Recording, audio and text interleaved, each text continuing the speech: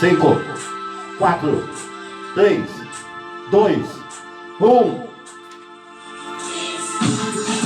Começa agora a aula mais divertida de todo o mundo. Mentira, não tem aula divertida coisa nenhuma hoje. Nós vamos fazer a correção da terceira série de História. Vamos aqui dar uma olhadinha para cá, ó, nas nossas questões. Eu coloquei assim, ó. Anota esse gabarito aqui, por favor, pessoal. Tá assim, ó. Número 1, C. 2, D. 3, B. 4, B. 5, D. 6, D. 7, D. 8, C. 9, C. E 10, verdadeiro. Tá legal? Eu queria deixar um recado para vocês. Esse aqui é o meu e-mail. Tá escrito aqui, ó. Cláudio Neto, aí vem as letrinhas A, B, C, C, D, 1967, @gmail.com. E pelo Facebook, eu sou o criador, mantedor da página História da História.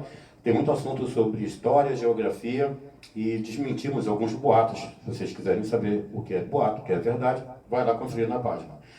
E aqui, ó, professor Cláudio Neto, eu queria que vocês se inscrevessem no meu canal do YouTube. Por quê, pessoal? De alunos, eu tenho ali, a letrinha A105, é o total de alunos que eu tenho registrados. 105 alunos. Se eu tenho 45 inscrições e a minha filha Adriele, por exemplo, ela não é minha aluna, então, na teoria, eu devo ter uns 40 alunos registrados aí. Então, além disso, eu também quero que vocês coloquem lá um joinha, se gostaram, se não gostaram, pode botar a mãozinha assim, não tem problema.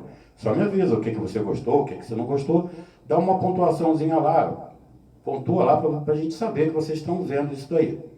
Tudo bem? Bom, então negócio fechado. Vamos para a nossa correção de hoje, nossa correção da prova, tá bom? Eu queria que vocês pegassem aí as anotações que vocês fizeram aí, com tipo um gabaritozinho da prova, e queria que vocês pegassem também o livro de vocês. Lembrando que eu disse que faria aquela prova trabalhando junto com vocês, o que fosse realmente mais importante, que a gente iria destacar, e que eu ia ficar só nesse primeiro capítulo. Foi só o que foi dado em sala de aula. Tudo bem? Vamos lá então. Pegou o livro aí?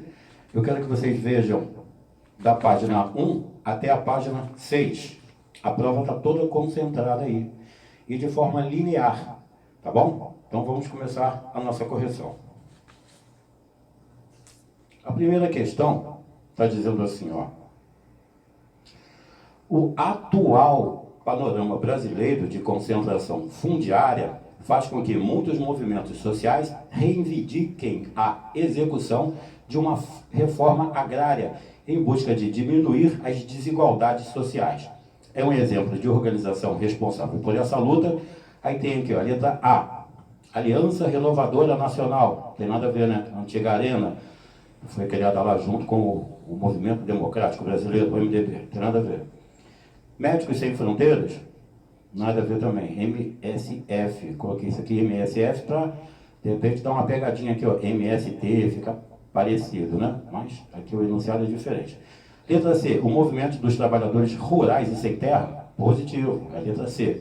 E a letra D, o Movimento Viva Brasil. Eu até pedi que vocês pesquisassem esse movimento, para que vocês soubessem mais de perto o que era o movimento, tá bom? A número 2 diz assim, ó. O que visava Portugal durante o século XV, na chamada expansão marítima. Estamos falando aqui do século XV, legal? Então tá assim, ó.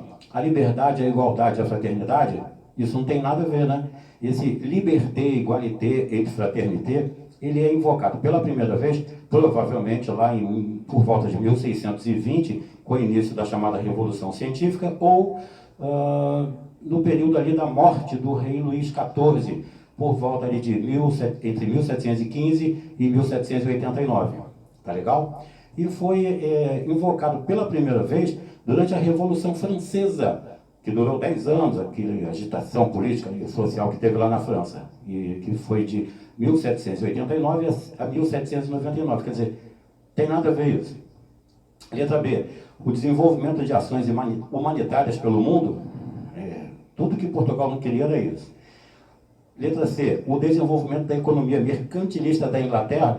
Já pensou Portugal trabalhar para ajudar a Inglaterra? Não tem lógica aqui, né? Literalmente era cada um por si. Letra D, o desenvolvimento da sua economia mercantilista, positivo. Então, a letra D. Número 3, ainda no contexto da questão anterior, pode-se afirmar que A, primeiro Estado Nacional foi a Inglaterra. Pessoal, o único Estado Nacional que nós trabalhamos em sala de aula sobre unificação foi Portugal. Nós falamos que posteriormente veio a Espanha para poder se unificar depois. Lembram disso? Então tá. Falamos sobre ele, a primeira dinastia portuguesa de 1139, que foi reconhecida pela Espanha em 1143, né? Falamos ali sobre Afonso III, que tinha o apelido de Bolonhês, porque ele foi rei de Portugal lá desde 1248 até a morte dele. Ele foi casado com Matilde II, que era a condessa de Bolonha. Por isso, ele ficou apelidado de Bolonhês. Tá bom? Então, primeiro Estado Nacional foi a Inglaterra? Lógico que não. O primeiro Estado Nacional foi Portugal, letra B. Letra C, o primeiro Estado Nacional foi a Espanha, está errado. Letra D, o primeiro Estado Nacional foi a França. A França ficou atrás de Portugal e de Espanha, não tem nada a ver. Número 4. Qual era uma das características mais marcantes entre o nascente poder monárquico português em termos de ligação, que ficou evidente por séculos? Bom, aqui no número 4, a letra A está dizendo assim, ó, Portugal e Brasil? Claro que não, né? O Brasil vai ser descoberto, achado, né? Depois. Descoberto é chegar onde ninguém nunca chegou. Então o Brasil teve o achamento por Portugal. Então a questão A está errada. B. Portugal e a Igreja Católica? Perfeito. Portugal e a Igreja Anglicana? Lógico que não. Portugal e o Império do Mali? Nem estudamos o Império do Mali. Número 5. O que ficou conhecido como a Guerra da Reconquista, ou a Cruzada do Ocidente? A letra A diz, união que Portugal buscava entre os povos? Lógico que não. Se era uma guerra, como é que vai ter união? Letra B, guerras contra a Espanha no Oriente? Não, a Espanha era meio que parceira aí. Se não fosse assim, não dividiria a América aí com o Tratado de Tordesilhas, que não valeu nada e teve que fazer o Tratado de Madrid. Letra C, quando os cavaleiros do norte da Noruega iniciaram um processo de expansão da fé católica contra o Islã, que levaria ao centralismo político? Não falamos nada sobre a Noruega, fiz uma brincadeira que a Noruega tem muito bom bacalhau e aquele grupo Ahá. A letra D diz, quando os cavaleiros do norte de Portugal iniciaram um processo de expansão da fé católica contra o Islã, ali a briga deles com os muçulmanos, legal? Que levaria ao centralismo político. Pedi a vocês que, quando fossem fazer a prova, a minha prova, a prova do Enem, do ENAD, concurso público, qualquer coisa, leiam a prova do início ao final, porque de repente uma questão vai estar respondendo a outra. É mais ou menos isso, ó. Número 6. Complete a questão. Em 1249, ó, 1249, durante o reinado de Afonso III, os portugueses expulsaram definitivamente os pontinho do país, ocupando o território do Algarve. Letra A, italianos? Não, a Itália veio fazer a sua formação bem depois, né? B, bárbaros? Também não. Bárbaros ali era o que os gregos diziam de todos que não eram gregos, eram bárbaros. Aí Roma copia isso. Quem não é romano naquele momento passa a ser bárbaro. Letra C, hebreus? Também não. Hebreus é aquele povo que dizia que era sionista, se dizia sionista, né? E se chamavam de israelitas. A letra D, muçulmanos. Perfeito, a letra D, muçulmanos. 7. Como era o processo de sucessão do poder político na época ainda tipicamente medieval? Pessoal, nessa era medieval, o que estava centralizando aqui era justamente essa chamada herança familiar aqui, ó. Então, a letra A, realizada pela introdução de novas tribos? Lógico que não. Pela Igreja Católica? Não. Ela é realizada através da herança familiar. Então, essa número 7, letra C. 7C. A D está marcado Lei Maria da Penha. 7. Peraí. Aconteceu uma falha aqui. Vou alterar. 7. Letra C. Herança familiar. Foi marcado errado. A 8 está escrito assim, ó. Quem assumiu o papel de representante dos interesses difusos no processo de expansão atlântica de Portugal? Teve alguém que perguntou para mim, professor, difuso, o que é difuso? Difuso. Eu falei a nível de divulgação, de divulgado, algo que se espalha largamente por todas as direções, sem saber exatamente qual direção. Então, essa é a ideia ali, ó.